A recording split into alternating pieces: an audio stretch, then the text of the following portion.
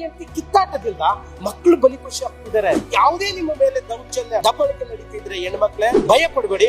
ವರದಕ್ಷಿಣೆ ಕಿರುಕುಳ ನಿಮ್ಮ ಮೇಲೆ ಏನಾದ್ರು ಮಾಡ್ತಾ ಇದ್ರೆ ದಯವಿಟ್ಟು ಈ ಸಹಾಯವಾಣಿನ ಬಳಕೆ ಮಾಡ್ಕೊಳ್ಳಿ.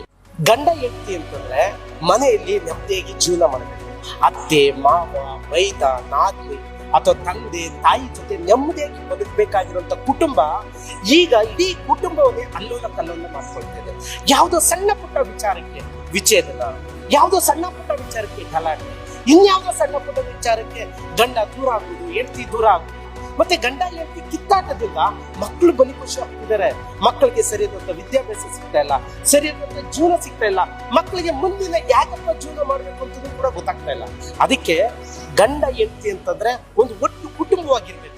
ಅದನ್ನ ಹೊರತುಪಡಿಸ್ಬಿಟ್ಟು ನೀವು ಗಂಡ ಆದವನು ಹೆಂಡತಿಗೆ ವಿಚ್ಛೇದನ ಕೊಡ್ತೀನಿ ಅಂತ ಹೋದ್ರೆ ನೀನು ಗಂಡ ಆದವನು 4 ಮದುವೆ ಹಾಕೋದ್ರಿ.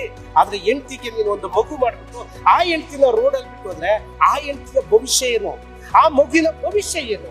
ಇವತ್ತು ಕೂಡ ನಮ್ಮ ರಾಜ್ಯದಲ್ಲಿ ಎಷ್ಟೋ ಹೆಣ್ಣು ಮಕ್ಕಳು ಗಂಡ ವಿಚ್ಛೇದನ ಕೊಟ್ಟಿದ್ದಾನೆ, ಗಂಡ ನನ್ನನ್ನ ಕಿರುಕುಳ ಕೊಡ್ತಾ ಇದ್ದಾನೆ, ಗಂಡ ನನ್ನ ಮೇಲೆ ಹಲ್ಲೆ ಮಾಡ್ತಾ ಇದ್ದಾನೆ ಅಂತ ಹೇಳಿ ಎಷ್ಟೋ ಹೆಣ್ಣು ಮಕ್ಕಳು ಕಣ್ಣೀರಾಗ್ತಿದ್ದಾರೆ. ನೀನು ಹೋಗಿ ಒಬ್ಬ ಗಂಡಸಾಗಿ 4-5 ಜನ ಮದುವೆ ಹಾಕೋದು, ಆದ್ರೆ ಆ ಹೆಣ್ಣು ಮಕ್ಕಳು ಏನ್ ಮಾಡ್ಬೇಕು? ಇವತ್ತು ಅಂತ ಹೆಣ್ಣು ಮಕ್ಕಳಿಗೆ ಭವಿಷ್ಯ ಕೊಟ್ಟು ಆ ಹೆಣ್ಣು ಮಕ್ಕಳನ್ನ ಆ ಒಂದು ಕುಟುಂಬದಲ್ಲಿ ಒಂದು ಮಹಾರಾಣಿಯಾಗಿ ನೋಡ್ಕೊಬೇಕಾಗಿರುವಂತ ನೀವೇ ಇವತ್ತು ಹೆಣ್ಣು ಮಕ್ಕಳನ್ನ ಮಗು ಮಾಡಿ ರೋಡಿಗೆ ಬಿಡ್ತಿದ್ರಲ್ಲ.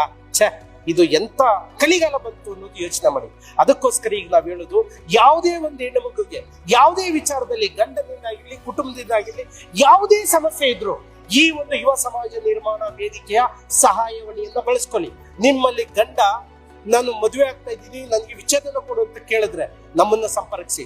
ನಿಮ್ಮ ಮೇಲೆ ದಬ್ಬಾಳಿಕೆ ದೌರ್ಜನ್ಯ ಮಾಡಿ ವರದಕ್ಷಿಣೆ ಕಿರುಕುಳ ನಿಮ್ಮ ಮೇಲೆ ಏನಾದ್ರು ಮಾಡ್ತಾ ಇದ್ರೆ ದಯವಿಟ್ಟು ಈ ಸಹಾಯವಾಣಿನ ಬಳಕೆ ಮಾಡ್ಕೊಳ್ಳಿ. ನಿಮ್ಮ ಮನೆಯಲ್ಲಿ ಯಾವುದೇ ನಿಮ್ಮ ಮೇಲೆ ದೌರ್ಜನ್ಯ ದಬ್ಬಾಳಿಕೆ ನಡೀತಿದ್ರೆ ಹೆಣ್ಮಕ್ಳೇ ಭಯ ಪಡಬೇಡಿ. ನಿಮ್ಮ ಜೊತೆ ಯುವ ಸಮಾಜ ನಿರ್ಮಾಣ ಇದೆ, ಸಹಾಯವಾಣಿ ಕೇಂದ್ರವನ್ನ ನಿಮಗೋಸ್ಕರ ತೆರೆದಿದ್ರಿ. ನೀವು ಒಂದು ಕರೆ ಮಾಡಿ, ನಿಮ್ಮ ಸಮಸ್ಯೆಗೆ ನಾವು ಸ್ಪಂದಿಸ್ತೀವಿ.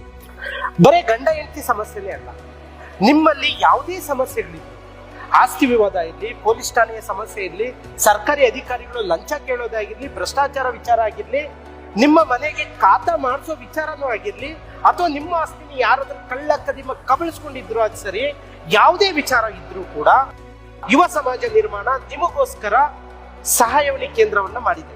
ನಿಮ್ಮಲ್ಲಿ ಯಾವುದೇ ಕುಂದು ಕೊರತೆ ಇದ್ರು ತಕ್ಷಣ ಈ ಸಹಾಯವಾಣಿಗೆ ಕರೆ ಮಾಡಿ. ನಿಮಗೆ ಸ್ಪಂದಿಸೋದಕ್ಕೆ ನಮ್ಮ ಸಹಾಯವಾಣಿ ಕೇಂದ್ರ ಸಿದ್ಧವಾಗಿದೆ.